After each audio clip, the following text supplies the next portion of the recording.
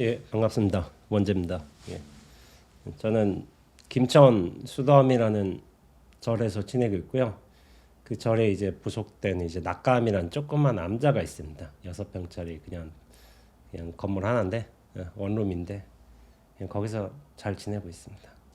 지금 뭐 가을 이제 낙엽 되기 전에 이제 단풍이 많이 물들어가지고 이제 굉장히 좀 보기가 좋은 때인 것 같아요. 그리고 전국적으로 이제 서울부터 이제 쭉 내려오는 것 같은데 부산도 지금 가을빛이 좀 완연해진 것 같아요. 저렇게 노을 때에서 바라보니까 이렇게 참 가을빛이 많이 여기까지 내려온 것 같습니다.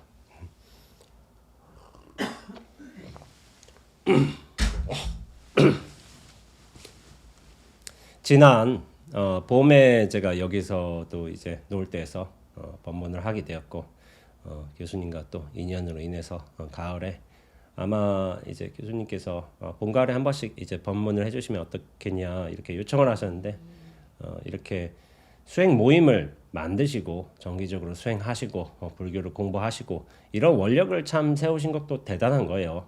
그리고 그걸 꾸준히 해 나가신 것도 보통의 원력은 아니라고 생각하고 있습니다. 그래서 저는 어지간하면 이제 수행 단체라든지 수행 모임에서 이렇게 초청을 한다면은 법문을 그리고 요청을 한다면은 다 수용하고 있습니다. 그리고 이번 가을에는 좀 대학생들 대학교 불교 학생회에서 좀 초청이 많았어요. 북토크를 할 예정인 것 같은데 이렇게 불자님들이 모여서 정진하시고 소규모 그룹이나마 이렇게 당신들의 이제 안목을 밝혀가는 과정이 굉장히 고무적인 일인 것 같아요. 고무적인 일인 것 같고 참 이렇게 노을 때에서 법문에서 여러분들 이제 새롭게 만나뵌 분들도 있는데 좋은 인연 이어갔으면 좋겠습니다. 예. 어떻게 좀 코로나는 한 번씩 좀 다 걸리셨는가요? 예. 안 걸리셨어요? 아유 청정 구역 계시네요. 저는 지난 추석에 한번 걸렸습니다.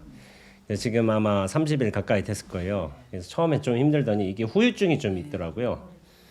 후유증이 좀 있어서 약간 뭐랄까 기침 가래가 좀 오래되더니 약간 몸이 처지더라고요. 이런 경우가 없었기 때문에 그러니까 코로나라는 게 확실히 다른 바이러스구나 코비드라는 게 그런 느낌을 받았는데요. 지금 점차로 회복되고 있습니다. 어제까지만 해도 좀 힘들었는데 어제 저녁부터 갑자기 괜찮아지기 시작했어요. 그래서 어떤 스님 말로는 회복되는 속도가 하루에 0.1%씩 되는 것 같다고 워낙 더디게 느껴지니까 이걸 한 두세 달 이렇게 겪으신 분들도 계세요. 저는 한 달쯤 지났는데 조금 더 지켜봐야 되겠지만 이제 회복이 되는 게 아닌가 그런 생각을 하고 있습니다.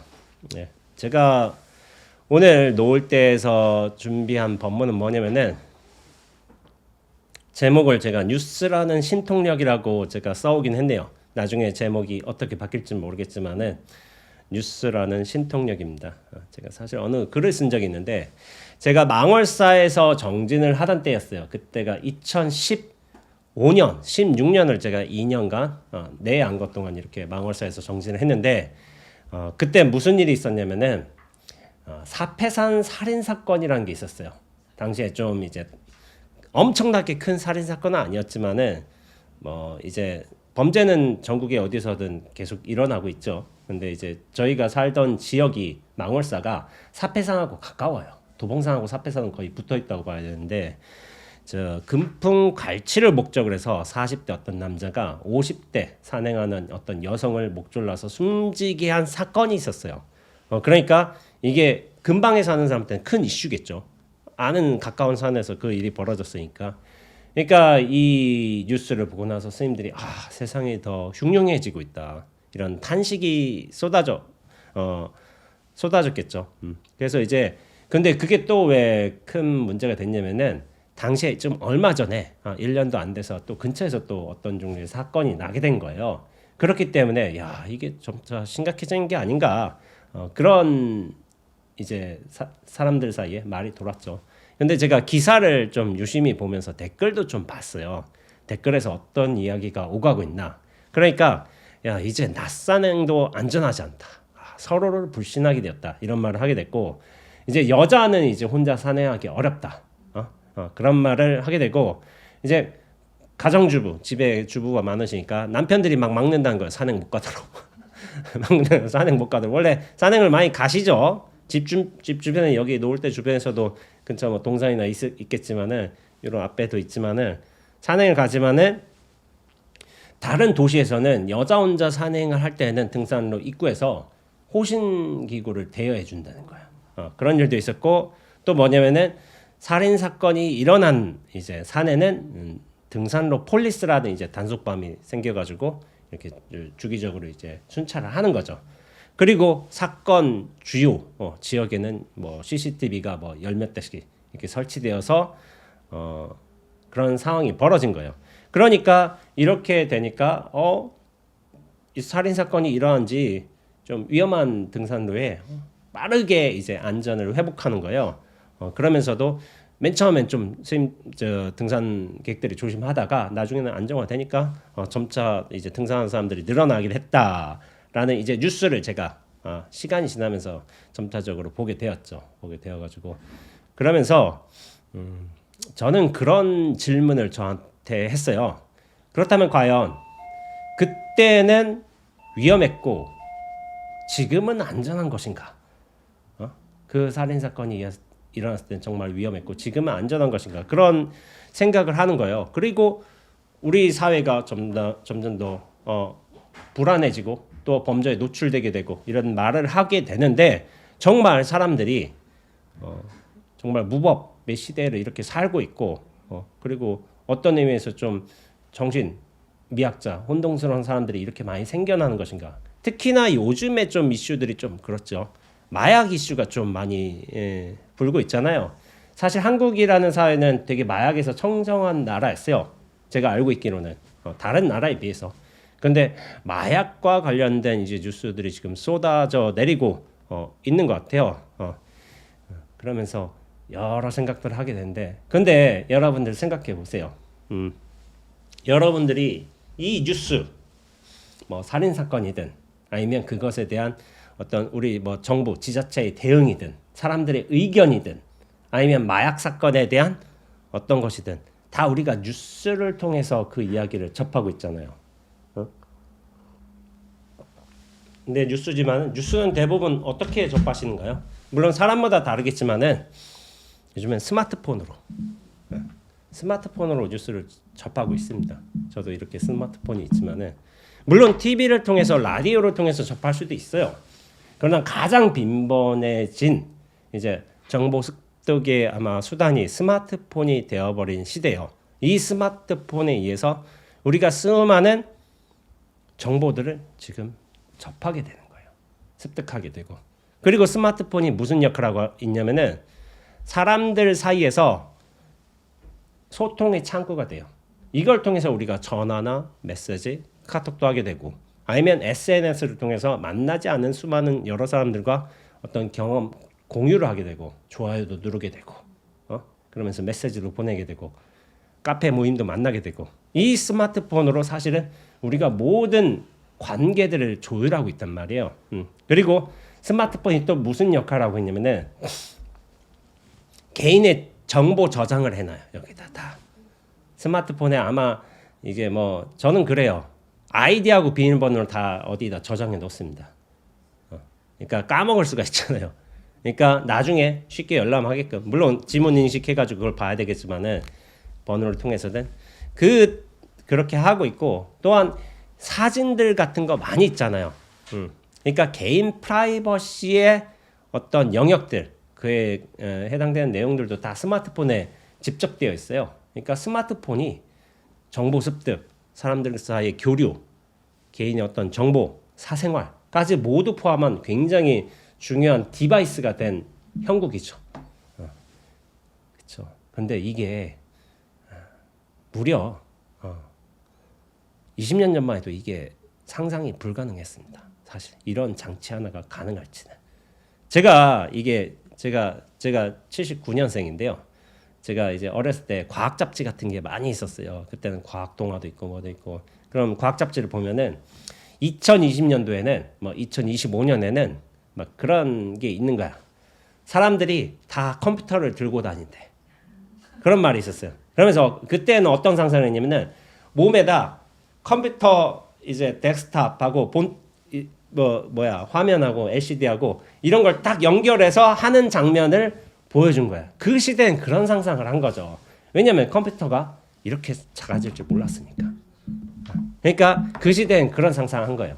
물론 그 시대에는 또 무슨 일이 있었냐면은 뭐 호버보드 같은 게 있어가지고 사람들이 이게 날아다닌다는 거야. 이제 공중을 날아다녀서 여기서 저기로 쉽게 이동이 가능하다. 그런데 이거는 현실적으로 굉장히 힘든 상황인 것 같아요. 왜냐하면 뭐 교통법이랑 뭐 항공교통법이란 게 있을 거야 아마. 제가 잘 모르겠지만은 서울에서 지금 제가 최근에 뉴스 보니까 송파에서 인천공항까지 헬기가 운용된다고 하대요. 인당 30만 원.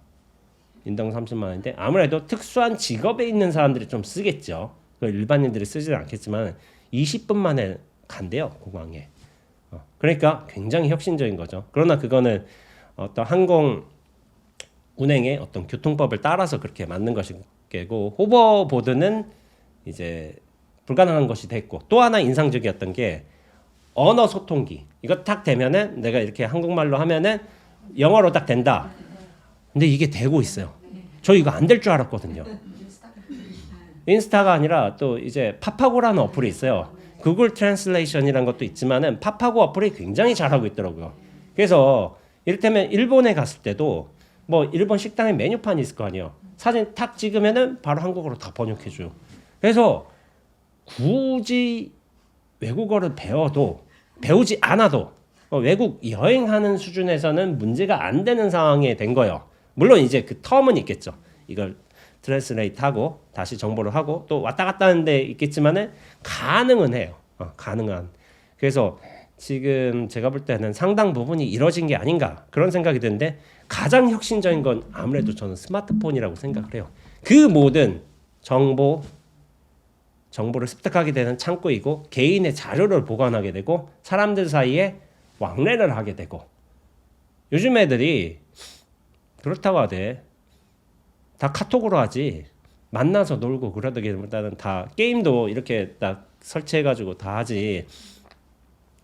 여기 계신 분들이나 저 시대나 다 친구들하고 저기 마당에서 놀았어요. 뒤에 산에 가서 다 놀고 그렇게 했지. 물론 지금도 저희는 이제 요즘 젊은 친구들 하는 것처럼 그런 식으로 소통을 하지만은 저희하고 좀 다른 시대인 거예요.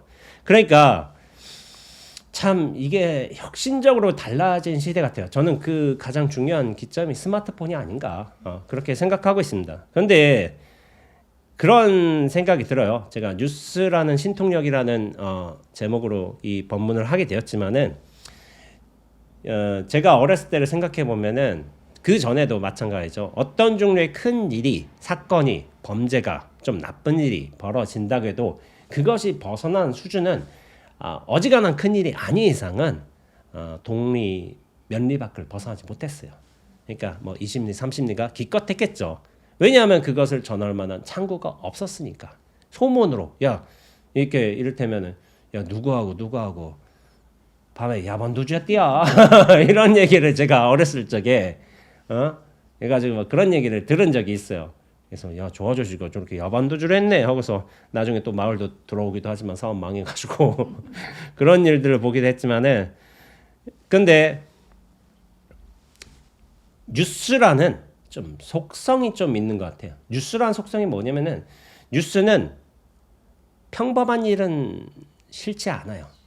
뉴스에 아마 이런 정의가 있어요. 어떤 외국 기자인가 방송학자인가 그렇게 정의한 것인데 개가요 사람을 물면 뉴스가 안 돼요. 근데 사람이 개를 물면 뉴스가 돼요. 일반적으로 벌어질 수 있는 일 개는 사람은 원래 물어. 땅도 파고 그게 당연한 일이에요. 근데 사람이 개를 물면은 이게 뉴스 토픽으로 딱 나오는 거야. 왜 개를 물었냐 그래서부터 그만큼 특이한 일이죠. 이거는 어떤 의미에서 부정적이고 암울하고 그런 뉴스들이 나올 수밖에 없는 거예요. 좋은 뉴스들 물론 있죠. 그러나 대부분의 탑의 뉴스는 어떤 지금의 마약이 굉장히 큰 이슈가 됐지만은 정치 관련 이슈도 되게 사회 이슈도 되겠지만은 부정적인 것들이 아무래도 좀 많이 나오게 돼 있어요. 그러니까 참 스마트폰이라는 게 참 신기한 도구라는 생각이 들어요. 우리가 스마트폰을 보기 전에는 세상이 또 그냥 별스럽지 않아. 원래 그런 모습이야. 하다가다 뉴스를 보면은 야 마약 청정국 다 날라갔네. 이렇게 뭐 이를테면 비리 뭐 몇십억 비리가 또 포착돼서 검찰의 수사를 받기도 하고 그러면서 빠져나오기도 하고 그러면서 보니까 그런 부정과 비리 사건들을 보게 되니까 그걸 보면서 우리가 세상을 바라보는 시선이 잿빛으로 좀 변하는 거예요. 그러다가 또 무슨 일이 있냐면은 누가 어떻게 선행을 했어. 제가 아는 친구 중에 하나인데 볼리비아에 학교를 지었어. 여행 다니면서 9년 전에 학교를 짓고 열심히 해가지고 몇 년간 주민들과 협의를 해가지고 학교를 짓고서 한 거야. 그러면서 또 애들이 밥을 못 먹으니까 그 밥을 하기 위한 식당도 짓고 지원금도 마련하고 학용품이 없으니까 학용품을 위한 또 지원도 하고 그게 근처 학교에서 했다가 면리 밖에서 더 애들이 더 오고 산골 마을인데 오고 해가지고 저희가 이런 작업을 해놓고서 모든 걸 세팅해놓고 지원금도 마련해놓고서 갔는데 9년 만에 다시 학교 가니까 마을 주민들이 그렇게 반겨한다는 거야. 한국에서 온 사람이 볼리비아 진짜 우리 지구 반대편이거든요. 거기다 학교를 짓고서 다 마련해놓고서 후원금까지 계속 지원해주고서 또 멕시코로 가서 이 친구는 병원을 짓고 있어요. 그 마을 사람 의료 시설이 이제 열악한 사람들을 위해서 이제 꽃거지란 친구예요. 제가 아는 친구인데 참 대단한 친구예요. 그럼 보면은 야, 이 세상은 살만하다. 야, 여전히 좋은 사람들이 넘쳐난다. 이렇게 하는 거예요. 근데 뭐냐면은 그 세계를 바라보는 암울한 시선이며 우리가 긍정적인 이 시대에 대한 희망을 갖게 된 것도 어떻게 보면 이거 하나 때문에 가능한 거예요. 이거 하나에 의해서 잿빛 마음으로 변했다가 좀 그래도 긍정적인 그렇게 희망도 품게 되고 왔다 갔다 하는 게 이 작은 몇 인치밖에 안 되는 이 디바이스에 인해서 이렇게 변하는 거예요. 그러니까 이런 생각이 드는 거야. 이거 없으면 어떻게 될까? 좀 더 편해지지 않을까? 그런 생각이 들기도 하는 거죠. 그러면서 제가 말씀드리지만 변하는 것은 세상이 아니라 세상을 바라보는 나의 시선이 변할 뿐이에요. 다만 근데 지금의 우리에 있어서 그 시선을 변하게 하는 주요 장치가 바로 이 스마트폰인 거예요. 그러니까 세상은 좋다, 아름답다, 긍정적이다, 서로를 돕는다, 희망적이다, 혹은 디스토피아적 어떤 세계관을 그렇게 바라본다든지 아니면 유토피아적으로 여전히 인간이 살만한 곳이다, 기댈 수 있다 이런 식으로 뭐 바라보는 시선이 가질 뿐이지 우리가 그런 시선을 가질 뿐이지 세상은 고정된 형태로 정해진 바가 없습니다. 근데 고정된 형태로 그 어떤 의미가 정해진 바가 없다라고 말하는 것이 사실 금강경에서 말하고자 하는 가장 중요한 가르침 중에 하나예요. 근데 뭐냐면은 사람은 안 그래. 사람은 자꾸 자기 의식을 가지고 기준을 가지고 이런저런 종류의 판단을 하게 되잖아. 판단을 하게 되면 상관없다고 쳐도 근데 판단을 고정시켜요. 왜 이렇잖아. 왜냐하면 그 고정되는 이유는 뭘까요? 판단이 고정되는 이유. 내가 고정돼서 그래요. 내가 고정되었기 때문에 나로부터 비롯된 어떤 생각, 감정, 판단, 시선도 다 고정돼 버린 거야.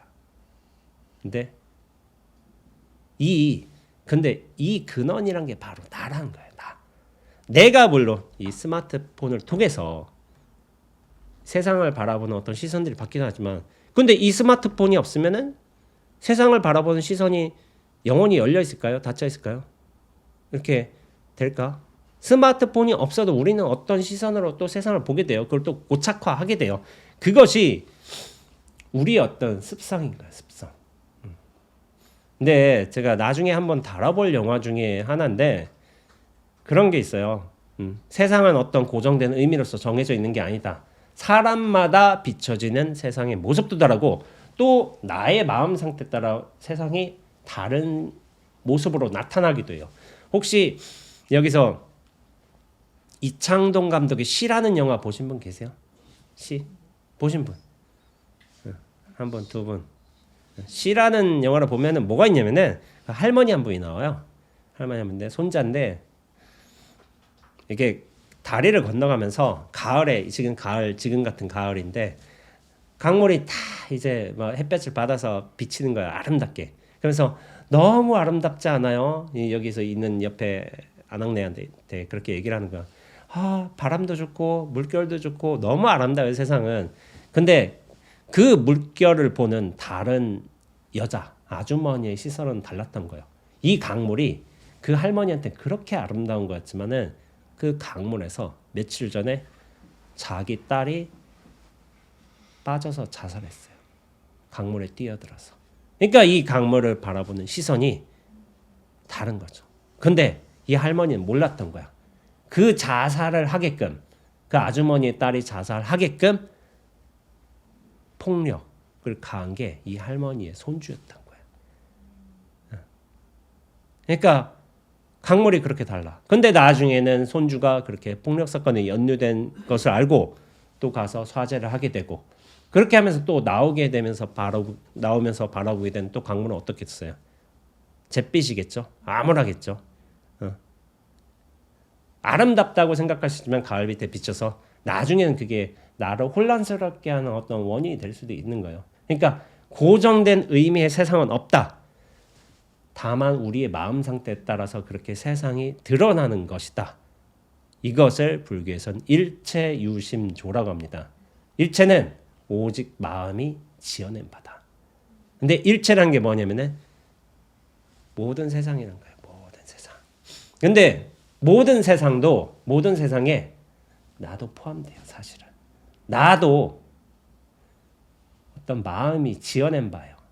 내가 마음을 가지고 있다고 생각하겠죠. 물론 그게 맞을 수 있어. 근데 나 또한 마음이 지어낸 하나의 모습이에요. 근데 우리는 나를 이렇게 실체로서 나는 이렇게 분명히 존재하잖아.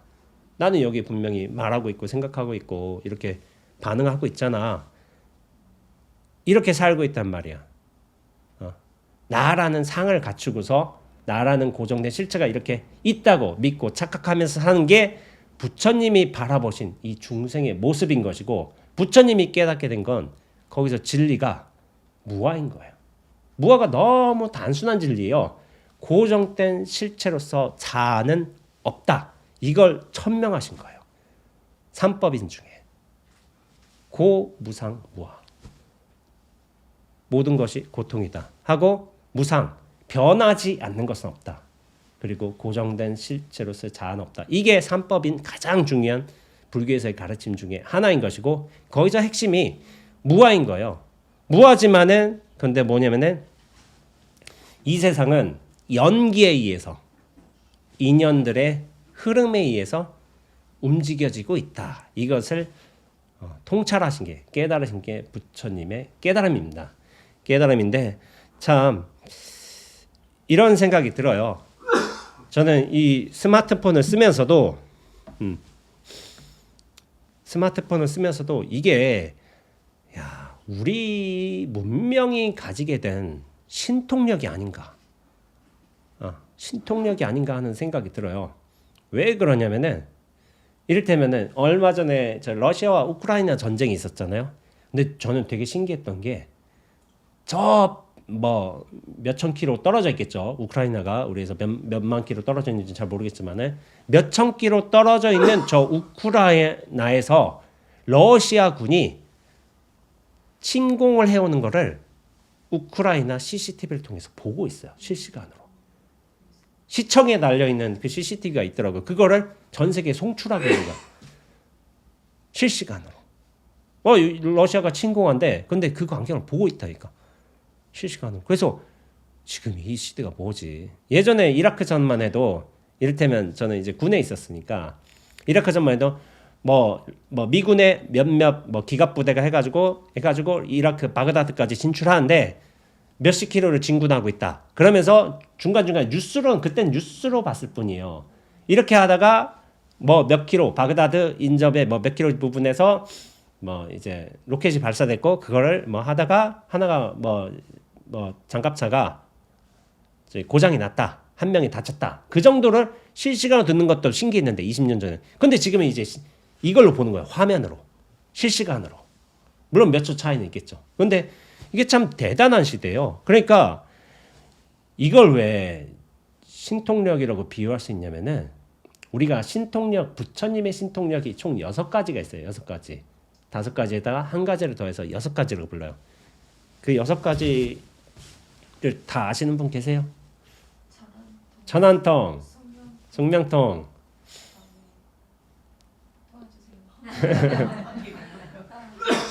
천이통, 신족통, 그리고 미래를 알 수 있는 미래를 아시는 거 아니고 숙명통은 그 과거를 생각하는 거고 타심통이 하나 더 있어요. 나의 마음이라는 거. 근데 제가 한번 신통에 비유해 볼게요.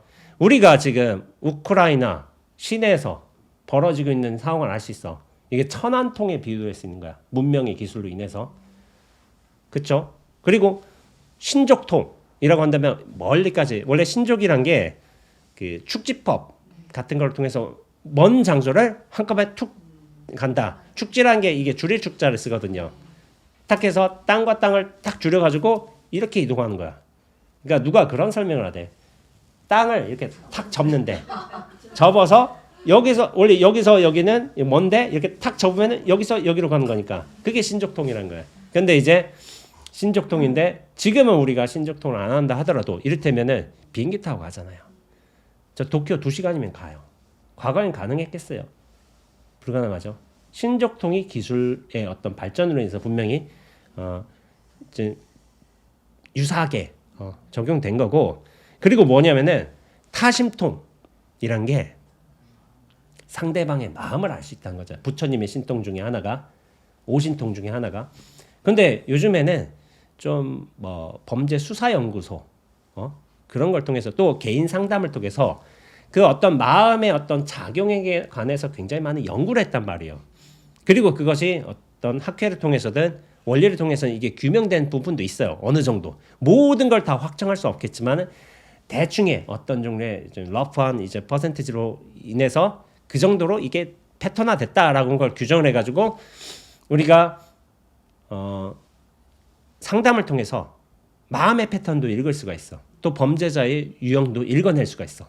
이게 어떤 종류의 타심통이 아닌가는 생각도 들고, 그리고 이건 약간 믿음, 사실의 문제와 관련되기보다는 믿음의 문제인데, 숙명통.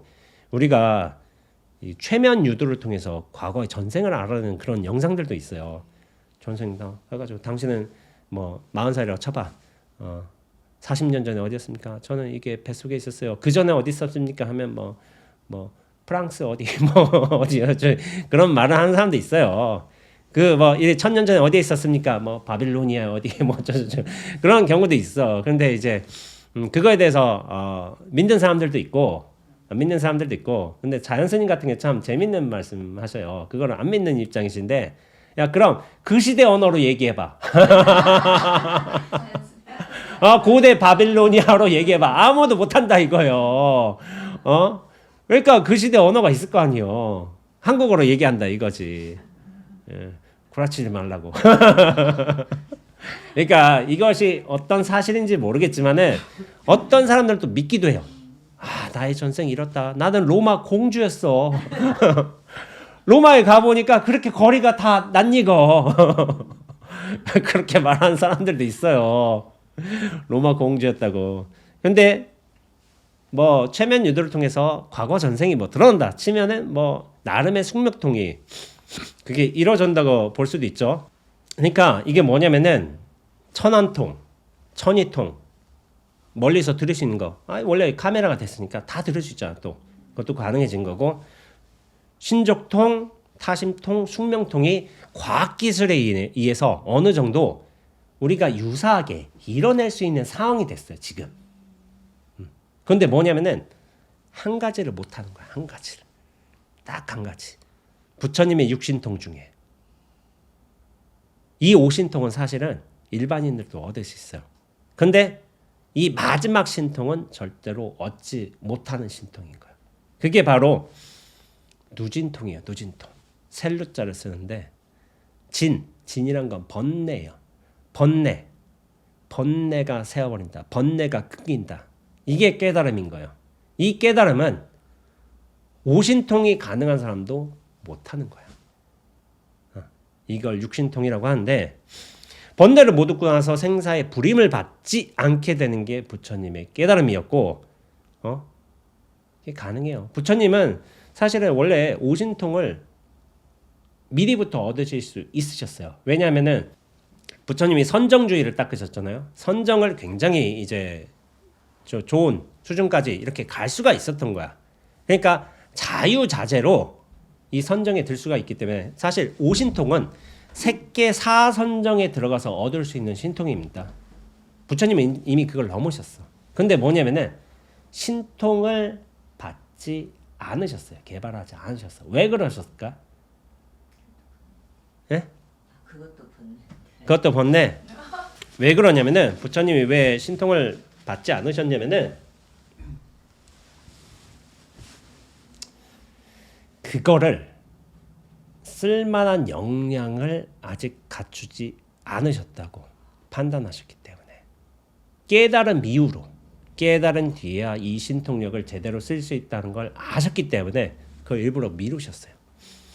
신적 그 천안통, 뭐 숙명통, 다심통 다 할 수 있으셨는데 그걸 일부러 미루신 거예요. 우리가 이런 특별한 의미로서의 신통을 정말 다룰 수만 있다면 제대로 인연에 맞게끔 사실 문제가 없겠죠. 근데 뭐냐면은 이걸 정말 제대로 다루기 위해서는 우리의 번뇌, 분별심, 나라는 실체감 이게 다 무너져야지만 비로소 이 신통을 제대로 다룰 수가 있는 거예요. 그러니까 이런 비유를 할 수 있겠죠. 무슨 설화 같은 데 보면은 그렇지. 어떤 도인이 딱 신통력을 얻어서 그럼 세상을 이롭게 하고 사람들을 좀 더 나아가게 긍정적으로 나아가는 데 신통을 써. 그러니까 사람들이 고맙습니다 하고 하겠지만은 어떤 이를테면 좀 삿된 사람이 있는 거야. 그래서 어떤 신물 이걸 가지면 신통력을 얻어. 그래가지고 저걸 얻으면 내가 만년을 살 수 있겠구나. 아주 부자로 살 수 있겠다. 권력의 최상에 오를 수도 있겠구나 하고서 뭐 달마의 뭐를 구하려고 하고 있고 달마의 시체에서 나온 뭐를 구하려고 하고 있고 그러면서 그런 사람이 본인 이득, 본인의 가치를 드높이기 위해서 이렇게 뭐 신물을 구한다면은 나중에 신물을 구하려고 탁 하다면 결과가 어떻게 돼요? 대부분 안 좋게 돼요. 그게 엑스칼리버라는 어떤 어떤 상징적인 검하고도 비슷해요. 엑스칼리버는 그 누구지? 그 아서왕이라는 사람이 이제 다루게 된 검이긴 하지만은 약간 나중에 후대에 이야기가 되면서 어떻게 했냐면은 그거를 그 역량, 그 엑스칼리버라는 검을 다룰 만한 역량이 아닌 사람이 이걸 탁 집으면 불에 타 죽어요.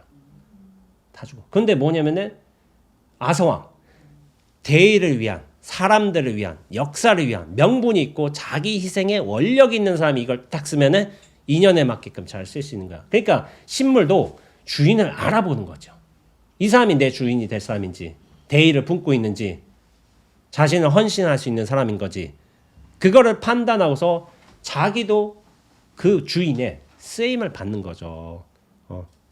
그러니까 부처님도 마찬가지이신 거예요. 그러니까 당신이 이 오신통을 정말 제대로 쓸 수 있는 역량을 얻으실 때까지 깨달음을 얻으실 때까지 그 어떤 차별심, 분별심에 휘둘리지 않고 대의를 위해서 모든 사람을 중생으로부터 번뇌로부터 구제하기 위해서 자신의 원력이 완성이 되는 깨달음까지 그렇게 오신통을 미루신 거예요. 근데 부처님 시대에 무슨 일이 있었냐면은 신통을 좀 부리신 적이 있으세요. 신통을 그렇게 보이셔서 사람들한테. 왜 보이셨을까?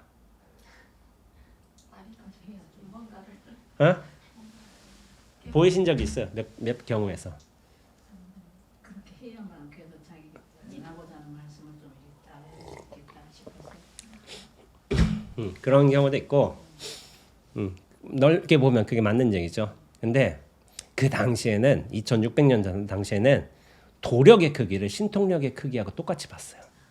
그러니까 신통력의 크기가 크면은 도력이 세다. 깨달음이 크다. 이렇게 본 거야. 그러니까 어떤 거냐면은 그때 신통력을 부린 사람도 있었거든요. 그러면 부처님이 더 큰 신통력으로 이걸 제압한 거야. 제압하고서 그러면 저쪽에서 수장들이 밑에 따르던 사람들도 옳고 더 큰 돈이 나타났다. 바짝 엎드린 거야. 그러니까 우르벨라 가섭 삼형제라는 사람들이 있어요. 뭐 큰 형님이 한 500명 거느리고 뭐 작은 형님이 300명, 막내가 한 200명 거느리고 1000명. 그렇게 삼형제가 각각 수장이었는데 부처님이 그 앞에서 그들이 행하는 것보다 더 큰 신통력을 보이면서 우르벨라 가섭 삼형제가 한꺼번에 귀한 거예요. 1000명이 다 귀한 거죠. 그러면서 부처님이 어떻게 하시냐면 그러니까 외도를 신통력에 좀 집착해 있는 외도를 제압할 때만 그걸 쓰셨지 나중에 다 드리고 나서 정법으로 수행하게 하고 신통력은 절대 못 쓰게 하셨습니다. 외도를 제압할 때만 쓰신 거예요. 그게 부처님의 깨달음으로 인한 신통력을 자유자재하게 상황 따라 쓰신 거죠. 이거 해가지고 내가 야 나 이거 할 줄 알아 하고 자랑하든 한다면 그게 기술이 뭔가 되겠어요? 야 공중 부양하는 게 여기서 공중에서 부양해서 여기 간다면은 그게 누구를 이롭게 하겠어요? 사람들을 오히려 현혹하게 만들지. 근데 그 현혹에 넘어간 사람도 있지 않겠어요? 저게 대단한 거다. 근데 저거는 우리 인류라든지 사람이라든지 번뇌를 뭐 제거하는데 아무런 도움이 안 되는 거예요. 그러니까 신통력에 속으면 안 돼요. 근데 제가 말하고자 하는 바는 이렇습니다. 우리가 도인들이 정말 그에 합당한 능력을 갖춘 사람들이 신통력을 개발했다면 자기 스스로 그걸 개발하고 닦았어. 그 다음에 최종의 결과로서 이 신통력을 얻었어. 한 거지만은 이 스마트폰은 안 그렇다는 거예요. 이 스마트폰. 우리가 자의적으로 개발해서 닦아서 얻게 된 게 아니라 타의적으로 그냥 들어온 거예요. 그래서 어떤 의미에서는 우리가 이 스마트폰을 감당하지 못한 수준의 역량 상태에 있는데 이 신물이 이 신기한 물건인 거예요. 어떻게 보면은 이걸로 통해서 우크라이나 전쟁 상황도 보는데도 지금 상황을 이 신물이 들어와 가지고 우리를 휘두르는 게 아닌가. 저는 그런 생각을 하고 있는 거예요. 그래서 자의적으로 얻은 게 아니라 타의적으로 얼떨결에 얻게 된 신통력이다. 이 스마트폰이라는 게. 그런 얘기를 하고 있습니다. 그래서 스마트폰을 통해서 우리가 아까 전에 얘기했잖아요. 뉴스를 보잖아요. 뉴스를 보면서 수많은 뭐 이를테면 그런 거죠. 뭐 우크라이나 전쟁도 볼 수 있겠고 최근에는 뭐가 있죠? 어디 일이 있었지? 이스라엘 지금 하마스하고 그 사태도 보고 있죠. 그것도 보고 있고 제 예전엔 좀 어이가 없었는데 뭐 이 기사를 보자면 메릴랜드주 몇 번 국도에서 자동차 5중 추돌 사고가 일어났다. 그런 것도 나타나요. 근데 메릴랜드주가 어디 있는지 몰라. 저는 미국에 뭐 중부인지 동부인지 그것도 모르고 메릴랜드주에서 자동차 사고가 5중 추돌 사고가 벌어졌는데 그게 뭐 어떤 엔진의 결함 때문인데 어쩌저쩌 그런 얘기가 나오겠죠. 근데 이런 얘기까지 들어오는 거야. 수많은 것들이 내 어떤 역량과는 별개로 들어오는 게 이 스마트폰을 통해서 이런 오신통이 뭐 거기 있던 일이 들어오는 거예요. 저한테. 그러니까 어떤 의미에서 우리가 이 스마트폰을 컨트롤할 수 있는 이걸 제어할 수 있는 능력을 갖추지 않는데 이런 능력이 들어온 게 아닌가 그런 생각이 들고 근데 우리는 이미 익숙해졌어. 근데 자기 자신을 좀 잘 봤으면 좋겠다 이거죠. 왜냐하면은 이 작은 기기 하나 때문에 세상을 바라보는 나의 시선이나 감정, 생각이 끊임없이 뒤바뀌고 좋았다가 슬퍼지기도 하고 슬퍼졌다 위안을 얻기도 하고 이 주체, 삶을 바라볼 수 있는 시선이 나의 어떤 전격적인 나의 수양을 통해서 나의 개발을 통해서 얻어진 게 아니라 이 스마트폰에 의해서 좌우지된다면은 이 스마트폰의 역할을 좀 생각해 봐야 된다는 거죠. 그래서 스님들 같은 경우에 스마트폰을 안 가진 스님도 계세요. 자기 수행에 열중하겠다. 하지만은 외부로부터 들어오는 여러 정보들에 휘둘리지 않겠다는 본인의 선택인 거지. 그거는. 참 그것도 애쓰는 거예요. 그래서 이렇게 잘해가지고 또 공부가 또 잘 된다면 또 좋겠지만 또 그렇지는 않아. 뭐 이런저런 경우가 많이 있어요. 이게 이렇게 스마트폰 쓰면 번뇌로 휘둘리고 스마트폰 쓰지 않으면 깨달음을 얻는다. 이렇게 뭐 법칙처럼 정해진 게 아니라는 거예요. 근데 뭐냐면은 이 중심성, 외부로부터 흘러온 자극, 어떤 정보에 의해서 내가 휘둘리는가, 나라는 중심, 어떤 실체를 두는 중심이 아니라 이 견고한 텅 빈 안목으로서 그 정보를 받아들이고 인연에 맞게끔 흘려보낼 수가 있다면은 우리가 스마트폰을 잘 활용하게 되는 거죠. 근데 뭐냐면은 우리는 어떤 의미에서 나라는 실체감을 갖고 있기 때문에 실체감을 갖고 있다면은 바깥 대상도 실체로서 존재하는 거야. 실체와 실체가 탁 만나서 어떤 감정, 생각이, 비전들이 확 일어났다가 사라지고 이런 수많은 생사의 일들이 벌어지고 있는 거예요. 생사라는 게 우리 몸이 살았다 죽는 것이 생사가 아니라 한 생각, 한 감정 일어났다 사라지는 게 생사입니다. 그 생사일들이 하루에도 수만 번씩 벌어지는 게 오히려 그 생사일들이 증폭되게 된 게 이 스마트폰, 우리가 자의적으로 개발하지 않은 우리 역량과 별개로 들어서게 된 이 스마트폰 때문에 좀 악화된 측면이 있을 수도 있다는 거예요. 그런데 지금 시대에 스마트폰을 거절할 수 있겠어요, 우리가? 이거 벗어 던지고 나 자연인으로 살 거야, 이게 가능하겠어요? 최대한, 그쵸, 불가능하죠. 최대한 여기에 휘둘리지 말고 우리 자신의 어떤 안목을 밝게 비우면서 스마트폰을 쓸 수 있어야지 여기에 집착해서 여기에 끄달려 가서는 안 되겠다 하는 생각을 저는 하는 거죠. 그래서 오신통이란 게 어떤 의미에서 이 스마트폰에 의해서 다양한 정보, 이게 디바이스에 의해서 이렇게 확장될 수도 있는 것 같아요. 스마트폰 특히나 유튜브를 통해서 다 가능하잖아요. 어떻게 보면은 다른 나라 여행하는 것도 다 보이고, 심리 분석하는 것도 다 보이고, 뭐 최면 유도 전생 체험 이런 것도 다 보이고, 유튜브를 채널 가장 큰 채널이죠. 그걸 통해서 다 보이는데, 그러나 우리가 진정으로 중심으로 여겨야 할 신통은 이 오신통이 아니라 누진통, 번뇌에서 벗어나는 신통, 나라는 실체감에서 벗어나는 신통,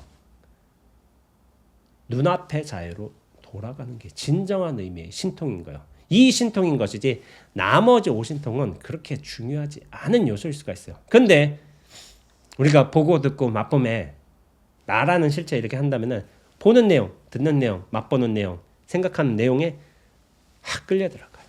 그게 오신통의 확장된 영역인데, 근데 이 근원으로 된 나라는 실체가 없다는 거, 부처님이 깨달으신 무아, 이 진리를 체득한다면은 보고 듣고 느끼고 생각하는 내용에 확 끌려 들어가진 않아요. 이거를 있는 그대로 바라볼 수 있는 안목을 얻게 됩니다. 그리고 나를 통해서 있는 그대로 흡수되었다가 인연에 맞게끔 잘 소화해서 내보낼 수 있는 역량도 얻게 되는 거예요. 아는 만큼 보인다라는 글귀가 있죠. 이게 그 유홍준 선생님 나의 문화유산 답사기에서 유명한 말인데, 오늘 컨디션 좋으시네. 그냥 이거 경주만 걸려요. 아, 그러세요? 자기가 있어요. 아, 그러시구나. 아, 유홍준 선생님 이거 참 유명한 말인데, 이거는 참 좋은 말이에요. 아는 만큼 보이고 안목만큼 보이고, 그건 맞는데 수행계에서는 약간 정도의 다른 말을 하기도 해요. 아는 만큼 보인다도 맞는 말이지만은 내가 아는 바에 집착한다면 아는 만큼 가린다, 가려진다, 이런 말을 하기도 해요. 아는 만큼 보인다, 이것도 맞아. 근데 우리는 수행자 입장이잖아. 번뇌, 생사의 내용물들에 휘둘리지 않기 위해서, 그것에 따라가지 않기 위해서 내가 아는 것에 집착한다면 오히려 내가 아는 영역에 의해서 가려질 수도 있는 거야, 세상이. 근데 그거 뭐냐면은, 가려지는 건 뭐냐면은 나랑 이렇게 실체를 두고서 본다면은 대상 내용도 그렇게 실제로 보이고서 거기에 끊임없이 실체와 실체가 만나면서 휘둘리고 헷갈리고 고통스러워하고 또 즐겁다 왔다 갔다 하는 수많은 생사들이 벌어지는 장이 되는 거예요. 근데 부처님은 그 생사를 단번에 끊으신 분이에요. 그러면서 어떻게 되면 그럼 생사가 없느냐? 생사가 명징하게 드러나게 되는 거야. 자기 분별의식 판단에 의해서 거기 휘둘린 게 아니라 명백하게 드러나기 때문에 오히려 그 생사를 거기에 물들지 않고 자유롭게 다룰 수 있는 안목과 역량을 얻으신 분이죠. 부처님이. 그래서 부처님의 진리는 굉장히 단순하게 얘기할 수 있습니다. 두 가지요. 무아와 연기. 고정된 실체로서 자아는 없다. 이게 무아인 것이고, 그러나 그 모든 세상의 일들은 여러 복합적 요인에 의해서 고정되지 않고 인연이 계속 흘러가듯 형성됐다 사라지고 형성됐다 다른 모습으로 변화하고, 이게 연기란 게 어떻게 보면 무상의 다른 말이에요. 계속 변화해 가고 있다. 이 두 가지를 깨달으신 분이에요. 그런데 우리 중생은 자꾸 나로서 고정돼 있으려고 해. 나는 이런 사람이야. 나의 생각은 이래. 나의 판단이 이래. 세상은 이래야 돼. 그런 집착, 생각을 강하게 하기 때문에 세상을 있는 그대로 밝게 보지 못하는 것이고, 그리고 나의 주장을 강하게 하다 보니까 남들과 싸우고 전쟁을 일으키게 되고 수많은 갈등 관계들이 펼쳐진 거예요. 이 진리 근원의 차원에서 뭐냐면은 나라는 실체가 이렇게 존재한다. 이 착각 때문에 그 모든 복잡다단한 갈등 관계들, 전쟁들, 분투들 이런 것들이 생겨난 거예요. 근데 부처님은 이 실체로부터 확 벗어나신 거예요. 무아라는 진리를 통해서. 무아라는 진리를 얻게 되면 어떻게 되느냐? 그러면은 진정한 의미의 안목이 열리게 돼요. 그것을 저는 이제 전체로서의 안목, 눈앞의 안목이라고 이야기하기도 합니다. 나로부터 본다면 이게 육안으로 보는 거잖아. 이를테면 본다 치면은. 근데 금강경에서 이런 분류를 하기도 해요. 뭐 천안, 해안, 법안, 불안 이런 분류를 하기도 하는데, 점차 안목이 확장되어가는 과정에서 이런 표현을 하는 것인데, 이 불안을 얻게 되면 이 눈앞에 전체의 안목을 얻게 된다면은 단순히 눈으로서 보는 거에만 그치지 않습니다. 제가 지금 여러분들 보고 있잖아요. 근데 저만 여러분들을 보고 있는 게 아니에요. 다만 전체가 함께 보고 있어요. 다만 원죄라는 사람의 눈이라는 인연을 통해서 보고 있지만 동시에 그건 전체가 함께 보고 있는 거예요. 근데 그렇게 제대로 보기 위해서는 나라는 실체감에서 빠져나와야 돼요. 그래야만 가능한 거야. 그래서 이런 전체의 안목, 눈앞의 안목을 얻게 된다면 어떻게 되느냐? 제가 좋아하는 글귀가 있어요. 무상법문이에요. 이게 제가 천도제를 할 적에 영가한테 이렇게 법문을 해준 거예요. 부처님의 법문을. 그러면서 이런 글귀가 있습니다. 첩첩사인 푸른 산은 부처님의 도량이요. 맑은 하늘 흰 구름은 부처님의 발자취며, 무생명의 노랫소리 부처님의 설법이고, 대자연의 고요함은 부처님의 마음이니, 불심으로 바라보면 온 세상이 불국토요. 범부들의 마음에는 불국토가 사바로다. 이런 글귀가 있어요. 푸른 산 있잖아요. 저희가 부처님의 도량이래. 흰 구름이 부처님이 지나가신 발자취야. 새가 오는 노랫소리가 부처님의 설법이에요. 대자연에 고요하게 있잖아요. 이 눈앞이. 그게 부처님의 마음이래요. 부처님을 깨달음이라고 바꿔서 이해해도 상관없습니다. 저 푸른 산이 깨달음의 도량이고, 흰 구름이 깨달음에 남기게 된 자취예요. 그리고 새소리만 그렇겠어요? 저렇게 차 지나가면서 빵빵거리는 소리도 부처님의 설법이에요. 그러면서도 이 평정한, 전혀 흔들릴 바 없는 이 고요함이, 진정한 고요함이 부처님의 마음인 거야. 근데 이 마음이 모든 존재를 다 품고 있어요. 이 고요함이. 왜냐하면 이 고요함 속에서 저 가을 낙엽도 드러나고, 찻소리도 드러나고, 흰 구름도 드러나고, 푸른 산도 드러나고, 이 마음이 모두를 다 품고 있는 거야. 그러니까 부처님의 마음을 제가 이제 눈앞이라, 이 전체라고 그렇게 이야기하고 있는 겁니다. 그래서 불심으로 바라보면 이 눈앞의 안목으로 전체 안목으로 바라본다면은 이 세상이 불국토야. 깨달음이 다양한 인연 따라 놔두게 된 불국토, 법이 구현되고 있고 깨달음, 진리의 향연이 펼쳐지고 있는 극락세계인 거예요. 근데 뭐냐면은 범부들의 마음에는 이 불국토가 사바가 되는 거야. 인욕세계, 고통스러운 세계. 왜냐하면 나에 갇혀있기 때문에. 나에 갇혀서 육안으로만 보기 때문에, 나의 생각에 의해서만 보기 때문에, 텅 빈 안목으로 보지 못하기 때문에, 있는 그대로 보지 못하기 때문에 이 세계가 원래 완성된 극락세계임에도, 원래 평화로웠던 온전했던 불국토임에도 이를 벗어 던지고 사바세계로 인식하는 거죠. 나라는 기준을 두기 때문에 그런 거예요. 그래서 제가 저희 최근에 나온 책에서 이런 설명을 했지만은 나라는 실체에 갇혀 있다면은 이 세상은 내가 온갖 생각, 감정, 대상에 의해서 휘둘리는 감옥이 돼요. 감옥. 나란 존재도 그렇고 이 세상이 사바세계야. 근데 나의 실제성으로서 벗어나서 우리가 눈앞으로 전체성으로 큰 안목으로서 천안, 해안, 불안, 법안 확장이 된다면은 이 무수한 세계가 이 세계에서 벌어지고 있는 수많은 일들이 깨달음의 일들, 부처의 연기에 해당되는 아주 온전한 일들로 뒤바뀌게 돼요. 사실 애초부터 깨달음은 우리 눈앞에 구현되고 있었어요. 근데 그걸 보지 못하는 이유는 뭐냐면은 나에 갇혀서 그런 거예요. 나에 갇혀서. 이 너무나도 단순하고 분명하고 견고했던 사실 하나 때문에 있는 그대로의 진리를 눈앞에 두고서도 만나지 못하는 거예요. 그러기 위해서 부처님은 그 많은 수행과 고행을 통해서 무아라는 진리를 깨달으셨습니다. 그리고 그걸 완전히 체득하셨어요.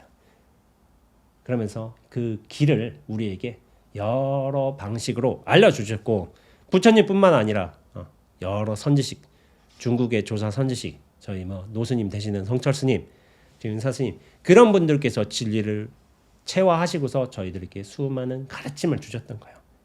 그러면서 저는 그 가르침을 믿고서 절에 들어와서 수행하고 제 안목을 조금씩 열어가고 있는 상황입니다. 수행이라는 게 참 중요한 거예요. 우리가 몸과 생각이 이렇게 갇혀서 괴로워하고 있지만은 사실 정말 진정한 의미의 고요함은 뭐냐면 이 눈앞인 거예요. 눈앞은 정말 고요해요. 다만 이런 소리가 죽비와 손바닥과 여러분의 청각과 인연으로 이렇게 드러나고 또 사라졌어요. 그러나 눈앞은 사라진 바도 없어요. 드러난 바도 없고 애초부터 여기에서 모든 일이 펼쳐지고 있는 거예요. 이거는 불생불멸, 태어난 적도 없고 죽을 수도 없고 부중불감, 눈앞은 늘어날 수도 없고 줄일 수도 없습니다. 불구부정, 눈앞은 깨끗하지도 않고 더럽지도 않아요. 이게 어떤 우리가 돌아가야 할 나라는 감옥에 갇히지 말고 이 눈앞으로서 본원으로서 돌아가야 할 근원의 자리입니다. 그러기 위해서 자신의 분별심을 쉬고 생사심을 쉬고 고요함으로 들어갈 수 있는 이 연습을 어떻게 보면 교수님을 통해서 저 이렇게 놓을 때에서 여러분들이 연습을 하시고 계신 거예요. 그 연습을 꾸준히 이어가시면서 열심히 정진하셔서 눈앞으로서의 자유로운 안목을 그렇게 얻으셨으면 좋겠다는 생각을 하게 됩니다. 그렇다면은 이 참 별스럽지 않은 저 지하철 전차 지나가는 소리도 매캐한 내음도 이 딱딱한 방바닥도 저 보일러 돌아가는 소리도 진실한 법음으로 들리게 될 겁니다. 여러분들은 법의 세계에 살고 있어요. 단지 나에 갇혀서 이 법을 곧장 보고 듣지도 못하는 겁니다. 다만 나로부터 벗어난 것, 나란 착각에서 벗어난 것, 이거 하나의 과제만이 주어져 있다고 저는 말씀드리면서 수행정진 열심히 하시기를 당부드리겠습니다. 예, 오늘 본문 이렇게 마치도록 하겠습니다.